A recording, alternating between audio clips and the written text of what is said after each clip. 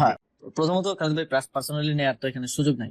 এখানে এই ধরনের জনগুরুত্বপূর্ণ ইস্যু সিদ্ধান্ত সরকার সর্বোচ্চ পর্যায় থেকেই আসে, এবং এইখানে পার্সোনালি কোনো ডিসিশন নিয়ে তো আমি মানে নিজে ঝুঁকি নিতে চাইবো না। তো এই বিষয়ে সিদ্ধান্ত উপদেষ্টা পরিষদ এবং ফর্মালি ইনফর্মালি উপদেষ্টা পরিষদ থেকেই মানে হয়েছে, এবং তখন আইনি জটিলতা ছিল অনেকগুলো, যেটা আপনিও জানেন। এবং তখন যেহেতু আমি এই মন্ত্রণালয়ের দায়িত্ব অন্য যে কেউ থাকলে তাকেও উপদেষ্টা পরিষদের সিদ্ধান্ত বাস্তবায়ন করতে হতো। এবং আপনি যদি ইশরাক ভাইয়েরও লাস্ট একটা প্রেস ব্রিফিং এ উনি নিজেও বলেছেন যে এটা উপদেষ্টা পরিষদের সিদ্ধান্ত, ডক্টর মোহাম্মদ ইউনূসকে ভুল বোঝানো হয়েছে, উপদেষ্টা পরিষদ ভুল বুঝাইছে।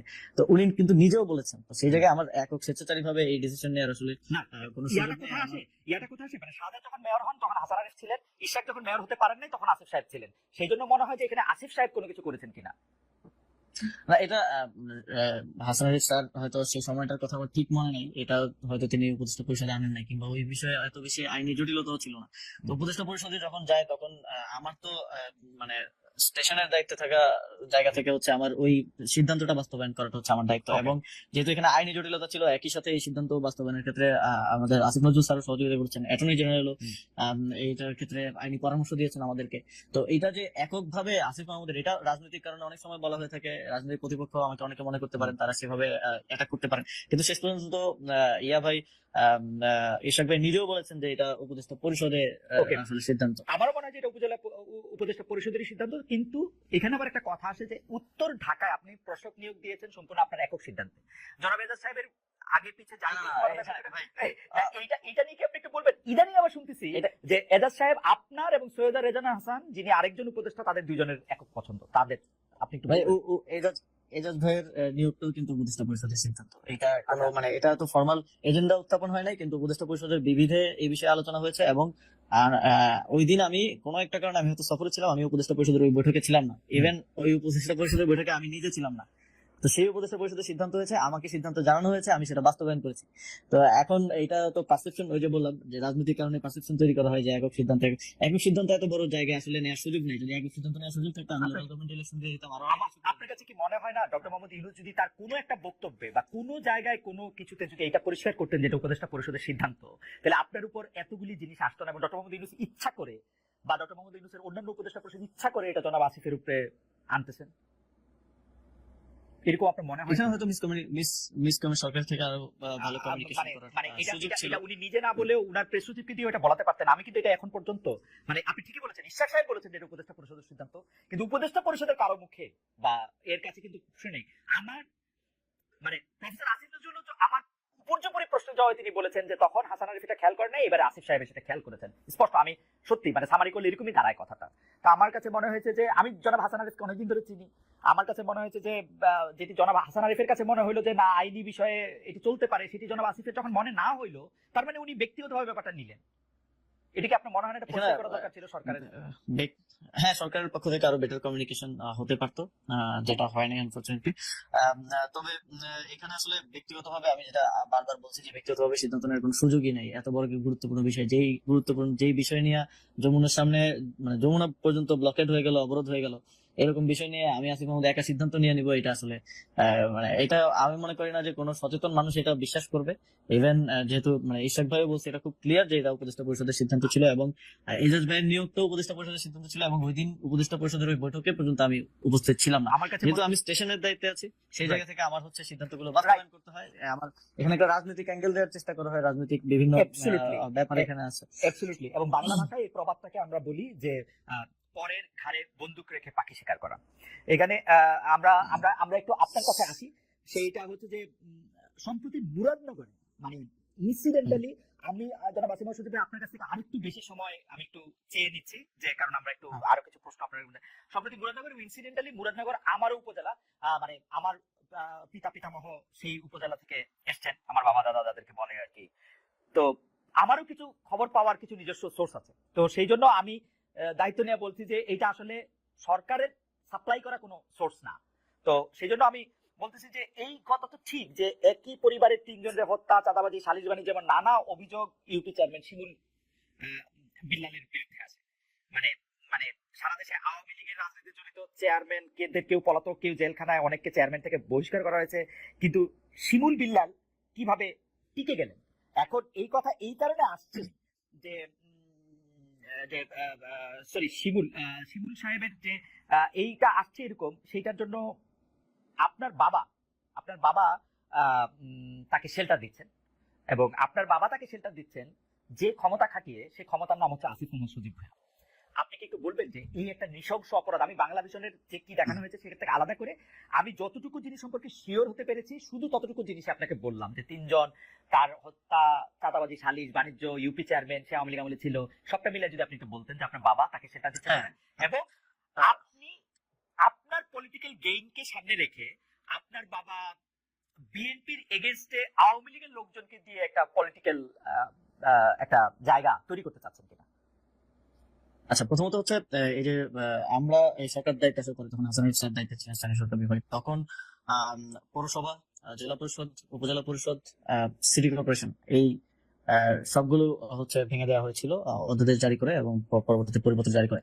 কিন্তু ইউনিয়ন পরিষদ ভাঙা হয় নাই। ইউনিয়ন পরিষদ ভাঙা হয় নাই এই বিবেচনায় যে এতগুলো ইউনিয়ন পরিষদে পরিচালনার মতো যথেষ্ট পর্যাপ্ত প্রশাসক দেওয়ার মতো পর্যাপ্ত অফিসার আমাদের আসলে ফিল্ড পর্যায়ে নাই। সেই কারণে ইউনিয়ন পরিষদ ভাঙা হয় নাই। এবং ইউনিয়ন পরিষদের ক্ষেত্রে যারা পলাতক ছিল, যেহেতু ভাঙা হয় নাই, অধ্যাদেশ পরিবর্তন হয় নাই, সেহেতু যে কাউকে যে কোনো সময় বের করে দেওয়ার সুযোগ নাই। যারা পলাতক ছিল তাদের ক্ষেত্রে স্পষ্ট উল্লেখ আছে, সাইড দিন স্টেশনে উপস্থিত না থাকলে তাকে বরখাস্ত করা যাবে। সেই প্রক্রিয়ায় অনেককে বরখাস্ত করা হয়েছিল। কিন্তু শিমুল বিলালের ঘটনা আমি পরবর্তী খোঁজ নিয়ে যতটুকু জেনেছি, তিনি স্বতন্ত্র প্রার্থী হিসেবে ইলেকশন করেছেন এবং তিনি 5 বছর পরে পলাতক ছিলেন না একদিনের জন্য, তিনি স্টেশনেই ছিলেন। তো নিয়ম অনুযায়ী আসলে তাকে ইয়া করা হয় না। এবং এই যে একটা রিপোর্টে বলা হয়েছে যে সব ইউনিয়ন পরিষদ চেয়ারম্যানদেরকে অপসারণ করা হয়েছে, এটা সম্পূর্ণ মিথ্যা। এই সংক্রান্ত ইউনিয়ন পরিষদ অধ্যাদেশ তখন ইয়া করা হয়নি, তখন অ্যামেন্ডমেন্টও করা হয়নি এবং পরিপত্র জারি করা হয়নি। ইউনিয়ন পরিষদগুলো আগের মতোই বহাল ছিল, শুধুমাত্র যারা পলাতক ছিল, স্টেশনে ছিল না, যাদের বিরুদ্ধে অনাস্থা এসেছে, আইন অনুযায়ী তাদেরকে অপসারণ করা আপনি কি হয়েছে। বলতে চাচ্ছেন যে জনাব শিমুল বিল্লাল আওয়ামী লীগের রাজনীতির সাথে জড়িত ছিলেন না? আওয়ামী লীগের রাজনীতির সাথে জড়িত ছিল কিনা আমি জানি না, হ্যাঁ। তবে স্বতন্ত্র প্রার্থী ছিল এতটুকু আমি জানি। আচ্ছা। তিনি স্বতন্ত্র প্রার্থী হিসেবে নির্বাচনে জয়ী হয়েছেন যতদূর আমি জানি। এবং শেল্টার বিষয়ে যেটা বলা হয় যে ওই যে একটা ছবি দিয়ে হচ্ছে বলা হয় যে শেল্টার দেওয়া হচ্ছে, ওই ছবিটা কিন্তু ওই ঘটনারও আরো অনেকদিন আগের। এবং ছবিটা দেওয়ার সময় খুব ক্লেভারলি ওই যে নিচে যে ডেট লেখা থাকে, অনেক সন্দেহ ছবি তুলে ডেট লেখা থাকে, ওই ডেট এন্ড টাইমটা আসলে কেটে দেওয়া হয়েছে। আমার কাছে ডেট এন্ড টাইম সহ ছবিটা আছে।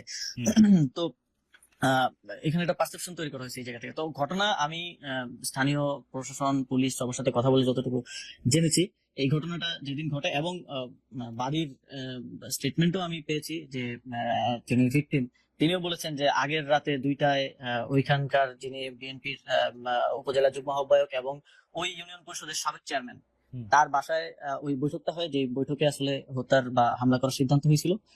শাহ আলম, তিনি কিছুদিন আগে অ্যারেস্ট হয়েছেন। ওই বৈঠকে এখন যাকে আওয়ামী লীগের চেয়ারম্যান বলা হচ্ছে শিমুল বিল্লাল, তিনিও উপস্থিত ছিলেন। ওই বৈঠকে ওই ওয়ার্ডের মেম্বার উপস্থিত ছিল, ওই এলাকাবাসীর যারা মাথা আছে সবাই উপস্থিত ছিল। রাত 2টা বাজে বৈঠক হয়। এইটা কিন্তু হচ্ছে বাদীর স্টেটমেন্ট, আমার কাছে স্টেটমেন্ট অডিও রেকর্ড আছে। এটা বাদী নিজে বলছেন যে ওই বাসায় বৈঠক করে হত্যার সিদ্ধান্ত হয়। এবং প্রথম 15 দিনের বক্তব্য যদি দেখেন, ভিকটিম ফ্যামিলির কোথাও আমার নাম কিংবা আমার বাবার নাম নাই। এবং যেই ব্যক্তি এই ঘটনায় তার স্ত্রী হারিয়েছে, 2 সন্তান হারিয়েছে, তার স্টেটমেন্ট আছে, ছোটখাটো মিডিয়াতে এসেছে, যে তিনি বলছেন যে তাদেরকে এই ঘটনা ঘটার পরে বিএনপির নেতা কর্মীরা তাদের বাসায় যান, তাদেরকে নানাভাবে চাপ প্রয়োগ করেন, কুপরামর্শ দেন, উপদেষ্টার বাবা এবং উপদেষ্টার নাম মামলায় অন্তর্ভুক্ত করতে বলেন, কিন্তু তারা সেটাতে আপত্তি দেন এবং সেটা তারা করেননি। কিন্তু পরিবারের আরেকাংশকে এবং তার মেয়ের ব্যাপারে যখন আমরা বিভিন্নভাবে তার সাথে কথা বলার চেষ্টা করি, তিনি বলেন যে তার মেয়েকে তিনি আর সেই সময়ের করতে পারছেন না, তার মেয়ে অন্য জায়গায় আছে। এবং এই যে বিভিন্ন ধরনের স্টেটমেন্ট, বক্তব্য, যেটা প্রথম 15 দিনে আসে নাই। আপনি তো যে কোনো ক্রাইমের ইয়ার ক্ষেত্রে যদি আপনি ভিকটিমের বক্তব্য নেন, তাহলে তো আপনার ফার্স্ট বক্তব্যটা বিশ্বাসযোগ্য হওয়া উচিত, যেটা পরবর্তীতে তাদেরকে। এবং এটা কি এরকম হতে পারে জানো ভাইয়া, এটা কি এরকম হতে পারে যে প্রথম দিকে আপনার ভয়ে তারা সত্যি কথা বলতে পারেন নাই? আমার ভয় তো, প্রথম দিকে যদি আমার ভয়ে না বলতে পারে, পরে কিভাবে তাহলে বলতেছে? অনেক কষ্টে সাহস নিতে এটা পেরেছেন। এবং এবং না, এখানে যদি যার স্ত্রী মারা গেছে, যার 2 সন্তান মারা গেছে, এবং উনি সেখানে থাকলে উনি হয়তো মারা যেতে পারতেন, তিনি বলছেন যে তাদেরকে চাপ প্রয়োগ করা হয়েছে। ভিডিওটা আছে, আমি প্লে করে আপনাকে শোনাতে পারি। যে তাদেরকে চাপ প্রয়োগ করা হয়েছে, তাদেরকে কুপরামর্শ দেওয়া হয়েছে যেন তারা আমাদের নাম অন্তর্ভুক্ত করেন, কিন্তু তারা সেটা প্রাথমিকভাবে রিফিউজ করেছে। ওকে, তার নিজের স্টেটমেন্ট আছে। ওকে। আমার মনে হয় যে আমরা আরেকটু অন্য জায়গায় যাই। যে সম্প্রতি আপনার বাবা বিল্লাল হোসেনের বিষয়ে আরেকটা অভিযোগ এসেছিল, যেটা আপনি আসলে স্বীকার করেছেন, যে একটা ঠিকাদারি লাইসেন্স হওয়ার পর আপনি এটা বিব্রত হয়েছিলেন। আপনি বলেছিলেন যে সেটি আসলে একটি ভুল এবং এটি প্রত্যাহার করা হয়েছিল এবং তার এটিকে নিশ্চিত করা হয়েছে। কিন্তু আমরা দেখেছি যে একটা স্কুলের সহকারী প্রধান শিক্ষকের উপর অত্যাচার, যেটি আসলে তাকে বিবস্ত্র করে অমানবিক নির্যাতন চালানোর কথা, তিনি এই অভিযোগ করেছিলেন যে বিল্লাল হোসেনকে 2014 সালে বহিষ্কার করা হলে, তখন আমি ভারপ্রাপ্ত প্রধান শিক্ষক হয়েছিলাম, সেটাই বিল্লাল হোসেন অর্থাৎ আপনার পিতা, সেটাই তার আসলে এই মানে প্রতিশোধ নেওয়ার কারণ। এইটা সম্পর্কে আপনি একটু কিছু বলবেন যে এটা বিষয়টা কি? হ্যাঁ ভাই, প্রথমত ওই রিপোর্টে তো খুব সুন্দর করে দেখানো হয়েছে, কান্নাকাটি সহ ইমোশন দিয়ে করা হয়েছে। তো আমার কাছে এখানে পেপারেই আছে যে এই যে বহিষ্কারের কথা যেটা বলা হচ্ছে, এটা হচ্ছে বাবার স্বাক্ষর নকল করে, এবং হাইকোর্টের ভার্ডিক্ট আছে যে এই স্বাক্ষরটা নকলকৃত, এটা টেকনিক্যাল অ্যাসেসমেন্ট করে ভার্ডিক্ট দেওয়া হয়েছে। স্বাক্ষর নকল করে একটা পদত্যাগ পত্র, মানে অব্যাহতি পত্র, যে উন্নত চাকরি হয়েছে বিধায় হচ্ছে যে পদে প্রধান শিক্ষকের পদে অব্যাহতি এবং ছাড়পত্র প্রসঙ্গে এই যে আমার কাছে এটা আছে, যে স্বাক্ষর নকল করে উনাকে আসলে বহিষ্কার করা হয়েছে, যদিও সেখানে বলা হয়েছে যে অর্থ আত্মসাতের কারণে বহিষ্কার করা হয়েছে। আমার কাছে হাইকোর্টের এখানে ভার্ডিক্ট আছে এবং শিক্ষা বোর্ডের ভার্ডিক্ট আছে। এটা ওই সময় তার আমি উপদেষ্টা ছিলাম না, যে ওই সময়ের ভার্ডিক্ট আছে যে এটা স্বাক্ষর নকল করে তাকে তার পদ থেকে সরানো হয়েছে, এবং এটা তখনকার সহকারী প্রধান শিক্ষক হওয়ার জন্য এবং তখনকার ম্যানেজিং কমিটির সভাপতি তার কিছু কথা না শোনার জন্য এই ষড়যন্ত্রটা তখন করা হয়েছে। এবং আমার কাছে এই তখন, এবং এই যে শিক্ষারণী যার কথা বলেছে, তিনিও 4বার বহিষ্কৃত হয়েছেন, 4বার, একবার না 4বার, এবং 4বারের মধ্যে 3বারই ওই সময়কার যিনি ম্যানেজিং কমিটির ডিরেক্টর মানে সভাপতি মোহাম্মদ আলী দ্বারা 3বার তিনি ইয়া হয়েছেন। পরবর্তীতে তাদের মধ্যে বোঝাপড়া হয়েছে এবং তারা বাবার বিরুদ্ধে এটা করেছে, যদিও হাইকোর্টের রায় একবার না, ওকে, যখন শিক্ষা বোর্ড আব্বুকে পুনর্বহাল করলো, সেটা মানলো না। আপনার কাছে কি মনে হয় যে এই যে একটা ষড়যন্ত্র বা আপনি যেটাকে বলছেন যে এইভাবে সাজানো গোছানো জিনিস, এটার কারণ কি? জনাব বিল্লাল সাহেব কি রাজনীতিতে ওখানে সক্রিয়, নাকি তিনি রাজনীতি করবেন, নাকি আপনি উপদেষ্টা হওয়ার পরে আপনার এই জায়গার শত্রু বেড়েছে বলে আপনি মনে না, করেন? এটা আমি মুরাদনগরের বিষয়ে যদি বলি, মুরাদনগরের ইয়াটা ছিল নির্বাচন করা কিংবা রাজনীতি করার জায়গা থেকে না, কারণ মানে আমি যদি রাজনীতি করিও আমার মানে রাজনীতির সেন্টারটা মুরাদনগর হওয়াটা আমার জন্যই আরো নেগেটিভ, কারণ যোগাযোগ থেকে শুরু করে সময়, কারণ আমি পলিটিক্স করলে আমি ন্যাশনাল জায়গা থেকে, ন্যাশনাল অ্যাপ্রোচ থেকে করবো, আমি তার স্থানীয় পর্যায়ের নেতা হিসেবে রাজনীতিটা করবো না। তো সেই জায়গা থেকে আমার জন্য তো ঢাকা সুইটেবল পজিশন। তো আমি মুরাদনগরে মূলত আমার ইয়া ছিল যে, আপনি জানেন যে বিগত আওয়ামী লীগের সময়ে কুমিল্লার যে অঞ্চলগুলো বিশেষ করে বিরোধী পক্ষের বিএনপি বা জামাত অধ্যুষিত সেই অঞ্চলগুলোতে উন্নয়ন কার্যক্রম হয় নাই বললেই চলে। এবং আমার এখানে আমি এসে দেখলাম যে অনেকগুলো কাজ স্যাংশন হয়ে আছে, বরাদ্দ আছে, কিন্তু সেগুলোর কাজগুলো আসলে শুরু করা হয়নি ওই আঞ্চলিক বৈষম্যের কারণে। আমি সেই কাজগুলা আসলে করতে চাইছি এলাকায়, এবং ওই সংক্রান্ত যে কার্যক্রম সেটার সাথে ঠিকাদারি নিয়ে মানে ঠিকাদারি সংক্রান্ত টাকা পয়সা, ঠিকাদারি সংক্রান্ত কিছু না এখানে। আসলে যেই লাইসেন্সটা বাবা করেছিলেন সেটা ছিল জেলা পর্যায়ের একটা লাইসেন্স, এটা মানে অত বড় লাইসেন্সও না, যেটা আসলে এক্সএন কর্তৃক মানে জেলা ইঞ্জিনিয়ার যিনি থাকে স্থানীয় সরকার, তিনি এটা দিয়েছেন, এবং সেটা আমি অবগত ছিলাম না। রিপোর্ট করার আগে আমাকে সাইর ভাই নক দিয়েছিলেন যে এরকম একটা বিষয় আমি পাইছি, এটা তুমি জানো কি? আমি খোঁজ নিয়ে জানলাম যে এটা সত্য, এবং আমাকে বলার পরে রিপোর্ট করলাম, পরের দিন যথারীতি আমি সেটা, যেহেতু আমি এখানে দায়িত্বে থাকা অবস্থায় এটা স্বার্থের সংঘাত হয়, সেই জায়গা থেকে এটা ইয়া করা। কিন্তু এটা যদি আমার বাবা না হয় অন্য যে কেউ করার, তো এটা তার স্বাধীনতা আছে, যে কোনো ব্যক্তির সাথে তো ব্যবসা করার স্বাধীনতা আছে, কিন্তু আমি এখানে দায়িত্বে থাকা অবস্থায় এটা অবশ্যই স্বার্থের সংঘাত। যদিও আমাদের দেশে কোনো এমপি মন্ত্রী স্বার্থের সংঘাতকে কোনো অপরাধ বা ইয়া হিসেবে বিবেচনা করে কিনা আমি জানি না, কারণ আমি যদি আপনি যদি এখনো দেখেন যে সাবেক কোনো এমপি মন্ত্রী ছিল, আপনাদের প্রধান উপদেষ্টা করেন না, তিনি গ্রামীণের নামে অনেকগুলি জিনিস নিয়েছেন যেটা উনি পরে নিলেও পারতেন, নিজের ইয়েও বাদ দিচ্ছেন অনেকগুলা, নিশ্চয়ই আপনার সেটা ভিন্ন প্রসঙ্গ। তবে আমি সেটাকে কোনোভাবেই ইয়া করে নেই, প্রশ্রয় দিই, এবং সেটা আমরা কিন্তু বাতিল করেছি সাথে সাথে, এবং আমি বাবাকে বুঝিয়েছি। এবং তার ওই ঘটনার পর থেকেই মোস্টলি গত 5 মাস বাবা আমার বাসায় আছেন, উনি স্কুল থেকে ছুটি নিয়েছেন 6 মাসের, যে স্কুলে উনি প্রধান শিক্ষক সেখান থেকে ছুটি নিয়ে বাসায় আছেন। আমি বুঝিয়েছি উনি বাসায় থাকছেন, যেহেতু বাইরে গেলে নানা ধরনের বিতর্কে জড়ানোর একটা চেষ্টা আছে। এবং খালেদ ভাই আমার কাছে যে রিপোর্টটা হয়েছিল সেই রিপোর্টের সব পেপার একদম এভিডেন্স আমি একদম নিয়ে বসছি।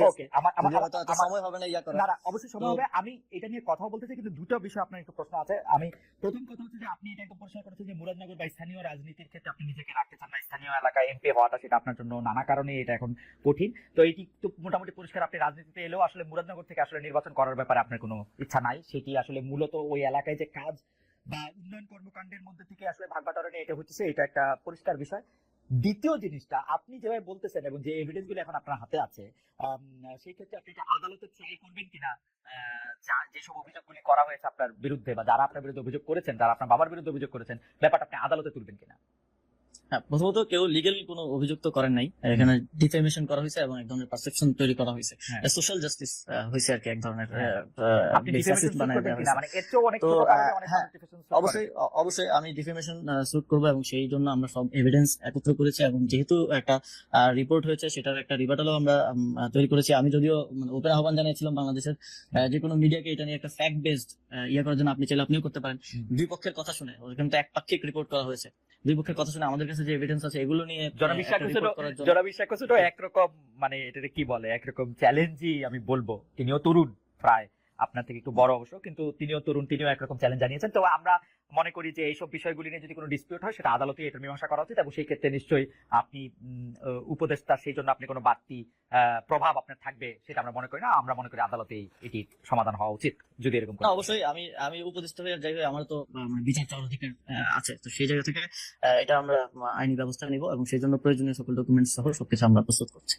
আপনার সাবেক এপিএস জনাব মোয়াজ্জেমের বিরুদ্ধে দুর্নীতি তদন্ত করছে দুদক, তার বিরুদ্ধে ১৭ কোটি টাকার দুর্নীতির অভিযোগ রয়েছে, তিনি দুর্নীতিতে জড়িয়ে পড়েছেন। আমাদের প্রশ্ন, এটি আপনি কখন জানতে পেরেছিলেন, এবং দুর্নীতিতে জড়িয়ে তিনি আপনার নাম এবং প্রভাব খাটিয়েছেন কিনা? কারণ তার পক্ষে তো আর কোনো এক্সিকিউটিভ সিদ্ধান্ত নেওয়া সম্ভব না, সিদ্ধান্ত আপনার পক্ষে নেওয়া সম্ভব। আপনিও এটার সঙ্গে আসলে জড়িয়েছেন কিনা, যদি আপনি ফেয়ার ট্রায়াল চান, আপনারও আসলে দুদকে হাজিরা দেওয়া উচিত কিনা, পুরোটা নিয়ে যদি একটু বলেন। এটা তো খালেদ ভাই, এটা তো মানে বিভিন্ন রিপোর্টে আসলে পারসেপশন তৈরি করা হয়েছে। এখন যদি আমি প্রথম দিক থেকে বলি যে মুয়াজ্জেম নিজে অব্যাহতি দিয়েছে, তো অব্যাহতি দেওয়ার পরে এটা সংবাদ মাধ্যমে প্রচার করা হলো যে এটা ইয়ে করা হয়েছে, এটা মানে তাকে বহিষ্কার করা হয়েছে, মানে অপসারণ করা হয়েছে। অব্যাহতি আর অপসারণের মধ্যে তো পার্থক্য আছে। তো এটাকে প্রচারটা করা হয়েছে প্রাথমিকভাবে ভিন্নভাবে, এবং পরবর্তী আমি যেটা বললাম যে এই যে গোয়েন্দা সংস্থা কোথায় নিউজ করে ৩১১ কোটির একটা নাম্বার উইদাউট এনি রেফারেন্স উঠাই দেয়া। এখন আমি টকশোতে একজন নেতাকে বলতে শুনলাম যে ২০০ কোটি তার অ্যাকাউন্টে পাওয়া গেছে নাকি, এটা কোনো ব্যবস্থা সরকার নিচ্ছে না কিন্তু। কিন্তু আপনি যদি দেখেন সে সময় ইয়ে করেন যে আমি কিন্তু যখন অভিযোগটা আসে তখন আমি নিজে দুদকের চেয়ারম্যানকে অনুরোধ করছি এই বিষয়ে ইয়া করার জন্য, তদন্ত করার জন্য, এবং দুদকের সেটা তদন্ত চলমান আছে।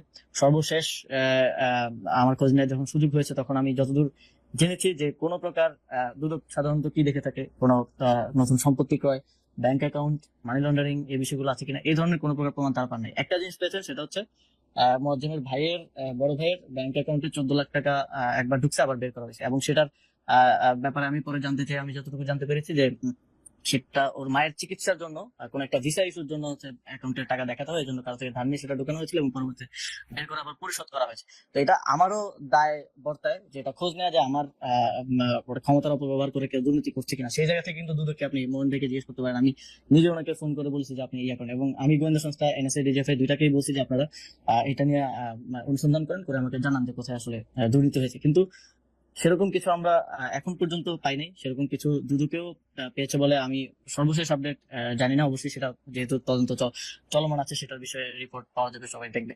কিন্তু এটা এই যে রিপোর্ট করে সমানে বিভিন্ন জায়গায় মিম বানিয়ে বা ফেসবুক পোস্টে একটা পারসেপশন যে তৈরি করা হলো যে এপিএস দুর্নীতি করছে মানে উপদেষ্টা দুর্নীতি করছে।